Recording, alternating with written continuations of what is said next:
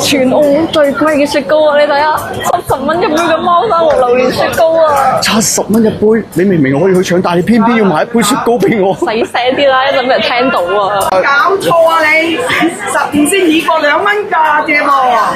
冇啊，我哋咁啱喺度講少少嘢啫。澳門有一間193年開到依家嘅雪糕店。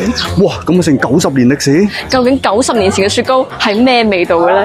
教他。阿靚仔，一個榴蓮做6-7杯雪糕咋？你估我唔想落少啲啊？真係得少落咁好食噶嘛？得啦，我請啦你。都唔係錢嘅問題，咁你70蚊一杯雪糕，我咪問多2句都唔得？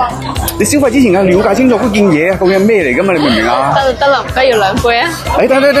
等我埋單啦，係傻嘅。望上去好似就係平平無奇一杯雪糕喎，你試下睇得唔得？我專登行遠啲，等小流氓見唔到我哋嘅時候先講啊！你未食過咁好食嘅榴蓮雪糕，啖啖都係貓山王榴蓮。你明唔明啊？完全寫出榴蓮果肉嘅感覺，嗰種感覺真係好聞美食啊！貴係有貴嘅道理。我哋平時應該慳啲使，將啲彈藥咧儲埋，一係唔食，一食咧就要食啲好嘢。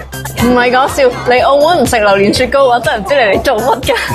我個朋友重點推薦我一定要試佢呢度嘅椰子雪糕。哇，好有椰漿香味咯，香甜啊！如果你唔中意食榴蓮雪糕嘅話咧，我過嚟推薦你一定要過嚟食莫爾記嘅椰子雪糕，真係正到冇朋友，真心好食。如果唔好食，評論區打我。順便試埋莫爾記最出名嘅大菜糕。嗰個白潺潺咁，你試下佢得唔得？呢個大菜糕咧非常清爽，而且甜度啱啱好，唔會太甜。大菜糕嚟講咧，佢算做得非常出色噶啦。嗱，今日試咗莫爾嘅3樣嘅嘢，你覺得邊一樣嘢你覺得係最好食咧？